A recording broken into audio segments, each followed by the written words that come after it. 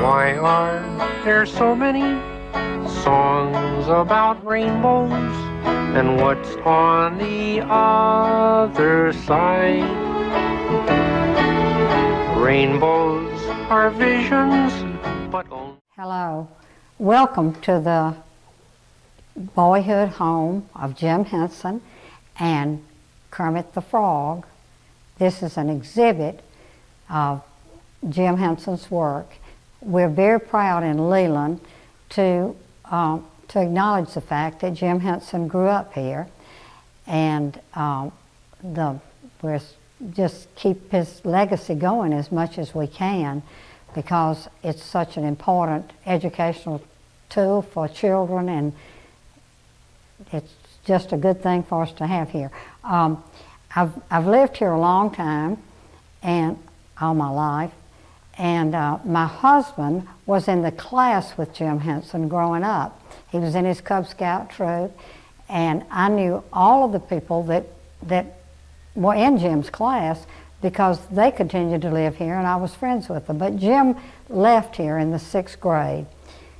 But when he was here, he grew up along the banks of Deer Creek. His house actually was right on Deer Creek.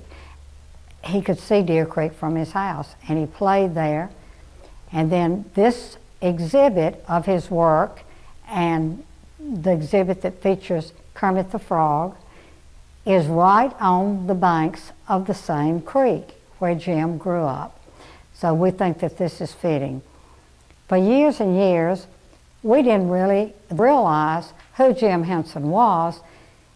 Everybody knew who the Muppets were, and everybody knew who Sesame Street was, but they didn't realize that that was our Jimmy Henson, who was creating all of this stir all over the world. When we did start recognizing it in the 60s and the 70s, and in 1979, our mayor, Perrin Grissom, wrote a letter to Jim. Jim was in London at that time, and Perrin invited him to come and visit Leland. Now, this was long before this exhibit was done or even thought about.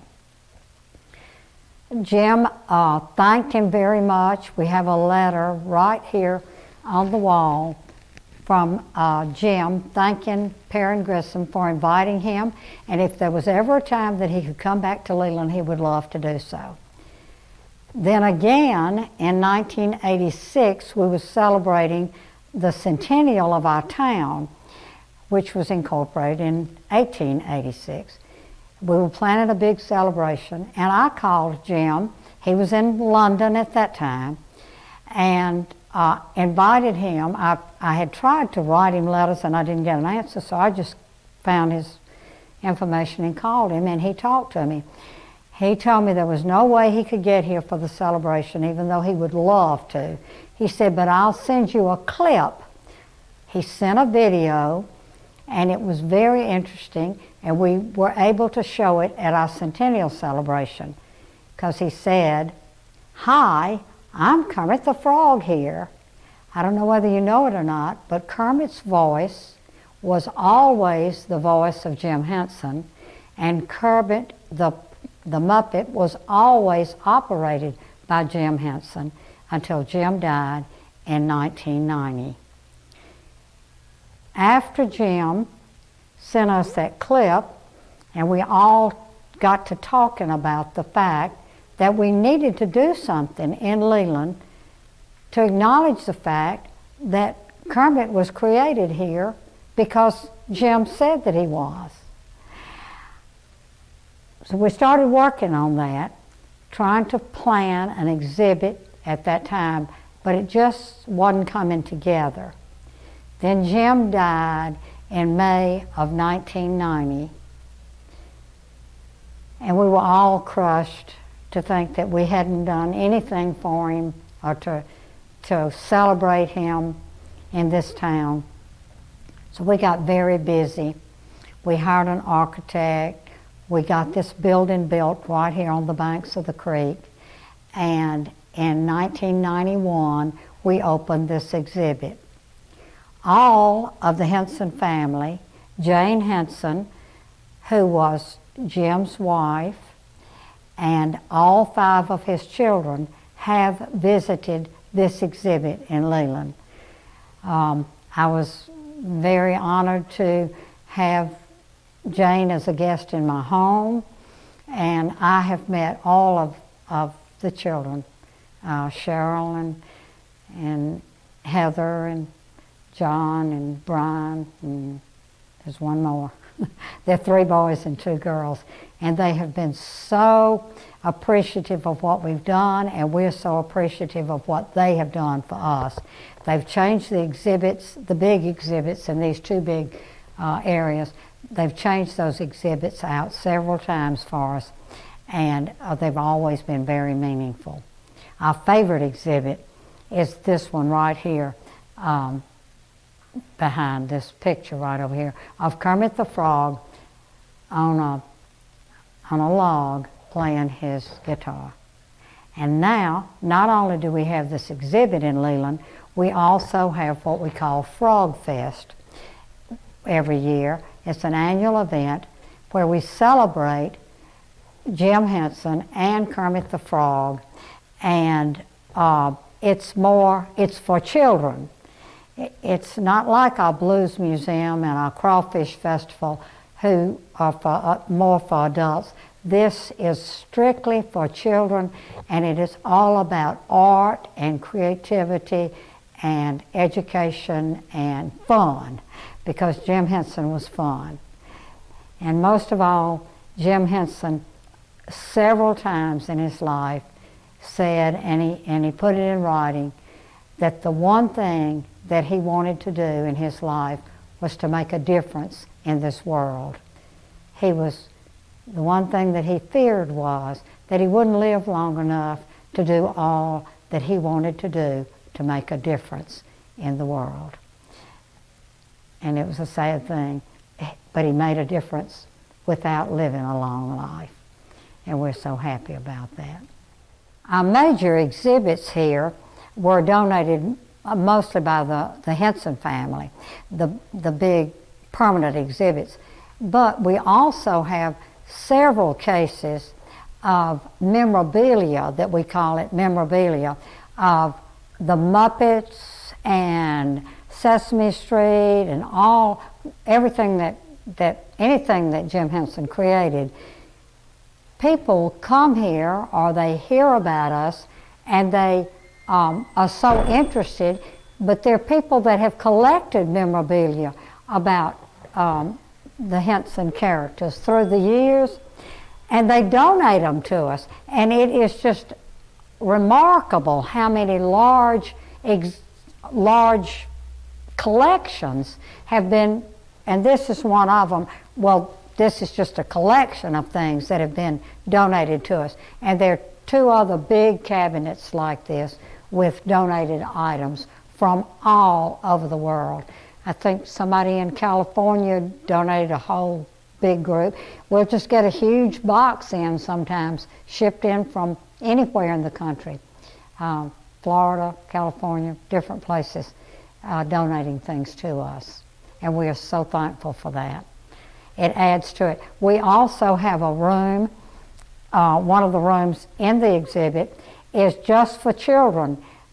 For them, there's a video, there's a television set in there with all kind of videos of Kermit and all of Jim's characters, all the Muppets, and there are also things in there for children to interact with and to do artwork and drawing, because that's what Jim was all about. He drew constantly.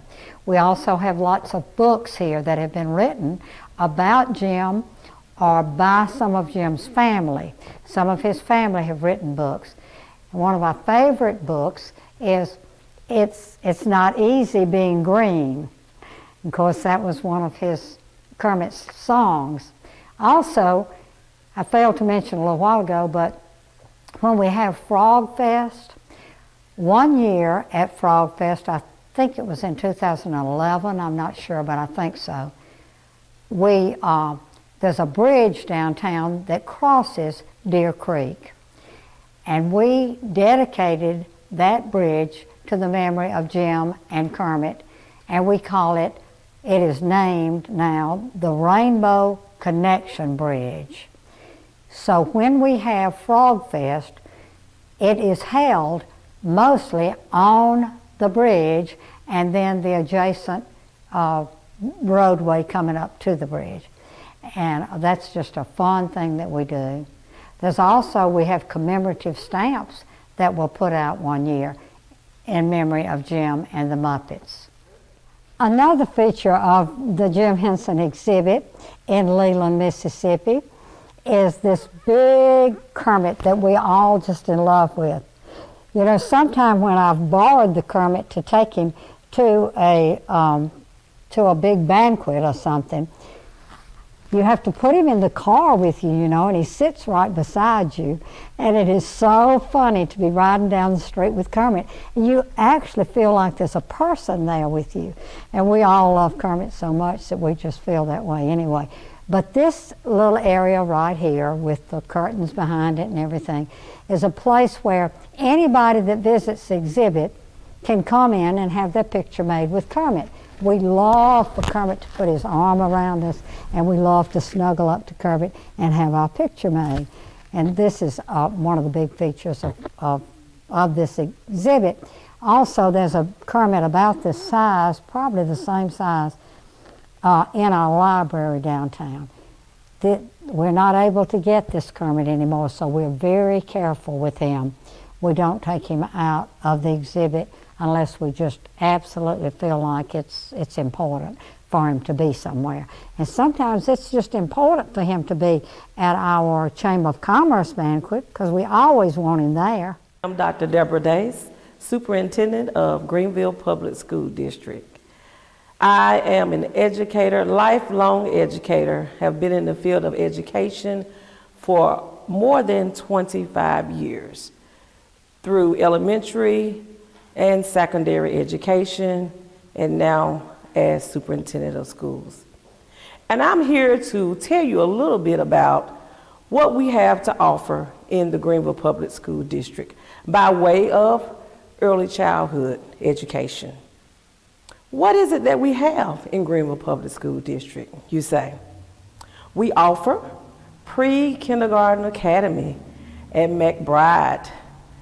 At this school, we provide services to students who have reached the age of 4 years old by September 1st. In McBride Pre-K Academy, we provide opportunities for students to hone their foundational skills through play by focusing on those social, emotional, and cognitive skills.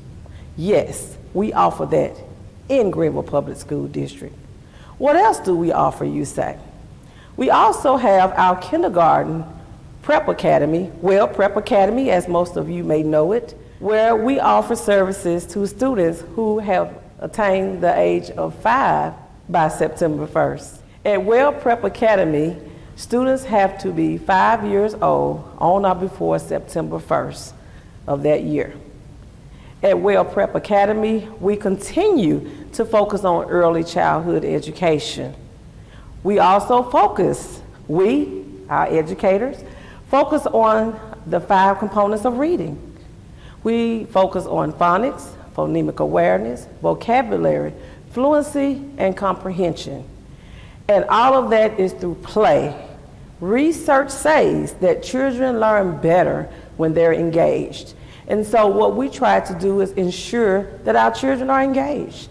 And what better way than through play, as they're learning and they're having fun inside of the walls of those buildings. Now, Greenville Public School District Board of Trustees thinks early education is so important that we continue to fund those 2 schools, along with our other elementary schools. But certainly, early education is our platform whereby we try to support our students and our parents to ensure that all of our children achieve the mission of our district, which is to provide an opportunity for all students to be successful. So as I shared, 2 of our premier schools, Prep and McBride Pre-K Academy offer opportunities for our students to learn those foundational skills through play. Our educators use a plethora of resources inside the classrooms to help our students prepare. One of those great resources is Sesame Street. We know right up the road in Leland, Jim Henson started the Muppets. And we all are very familiar with the Muppets. Guess what? Our kiddos don't know that they're learning, but they're actually learning when they're watching that show. And shows like that help lay the foundation for students who are entering school. We add to that by offering services at our pre-K and kindergarten schools. And we support students as they matriculate and prepare for success in later grades. Yes, we know that in Mississippi, we have the 3rd grade reading gate. And so research has shown that those students who participate in a focused early education program are more successful in their later years. And so children, just as adults, are truly, truly lifelong learners. And we are here to support them.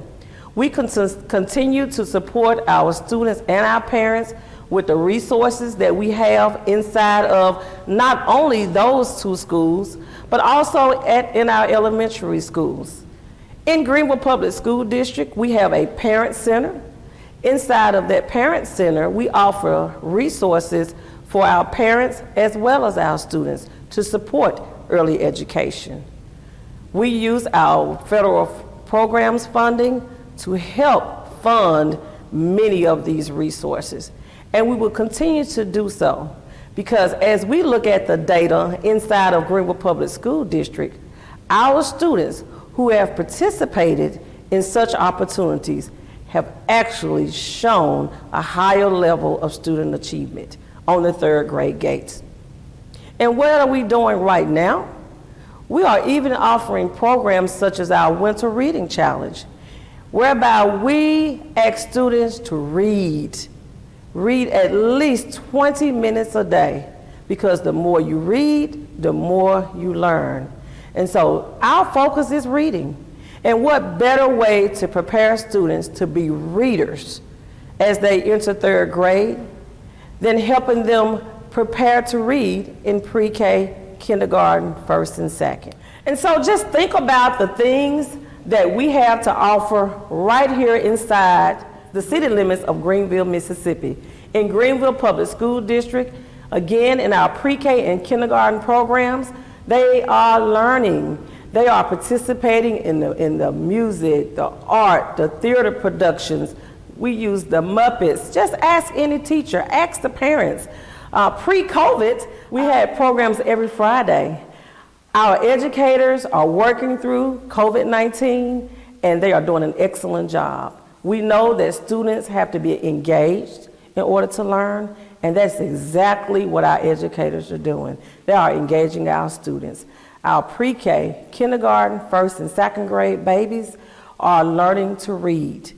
And as they matriculate on, they will be reading to learn. So we talked about the learning opportunities for our pre-K and kindergarten babies. Inside of those learning opportunities, we try to offer live opportunities for our students. And so part of that consists of field trips. And what better field trip than just up the road in Leland to Jim Henson's museum, again, the creator of the Muppets. And the children absolutely love it because they've learned about it in their classroom. And so on the field trip, they have an opportunity to really see it in action. And so teachers each year prepare that field trip for our students. They learn about not only the Muppets, but they also learn about the Frog Fest and opportunities that we share with parents and students so that they can take the opportunity to participate as well. And so that is just one of the aspects of teaching and learning, whereby we expose students to outside real world opportunities. So early education, yes, is definitely the key to success. We believe it, not by word, but by action. In Greenville Public School District, we are offering all of those resources, and we want you to partake in those resources. If you have any questions, you have any concerns, just reach out to one of those principals or any representative at our district office. We are here to serve and support and prepare all of our students for success. We all know that we're better together. We're better together. We're here to support. Together we can do this. Let's support our children, lay the foundation for success. We can't do it once they reach high school. We have to lay the foundation early. It's very, very important. And so we will continue to offer those resources, and we're ready to receive your child. Thank you. Who said that every wish would be heard and answered when wished on the morning star? Somebody thought of that, and someone believed it. Look what it's done so far. What's so amazing that keeps us stargazing? And what do we think we might see?